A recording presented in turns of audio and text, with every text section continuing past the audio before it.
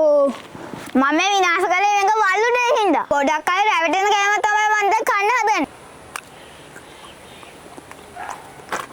මෙන්න බලන්න අටුපාපල් වගේ තියෙන හොද උඩේ. ඔන්න බලන්න මම දැන් පොත ලැබෙන්න. මගේ ඉන්දිය පොතුන් නැහැ. ඉතින් අපි 100ට ගිය සුද්ධ කරගමු. මේ බලන්න කොළ පාට.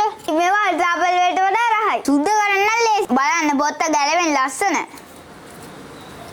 කහම යනවා වගේ. බලන්න මේ මට අමුයෙන් ගන්න හිතෙන්නේ. නැන්ද මාමේ ඕගොල්ලන්ට හොඩ උඩ දාලා ඕනද? ඔයගොල්ලෝ ආසම වැල්ලාලේ වර්ග මොකද්ද? ලස්සනේ බෑ. හැම එක තඹන්න නැතු මා ලොකුයෝ. සාමාන්‍ය අල්තාබල් වල වගේමයි. හැබැයි ඊට වඩා රහයි. වස විස මුකුත් නැහැ. අල්තාබල් කියන්නේ වස නාවනාලයක්. අනික අපේ වැතේ අල්තාබල් හදන්නත් අමාරු. උඩ යන විදේශීය වාහන පුළුවන්. ඊයේ මේක පොඩ්ඩක් කපලා වෙන්නන්නකෝ. ඔන්න බලන්න කපනකොට. මේක දැක්කම මොනවද බඩක් වෙන්නේ? එලින්ම අලිගඩ වේර වගේ. කිරිස් ගාලා කන්න හිතෙන්නේ. එහෙනම් අපි මේක ආච්චිට කියලා උයාගමු.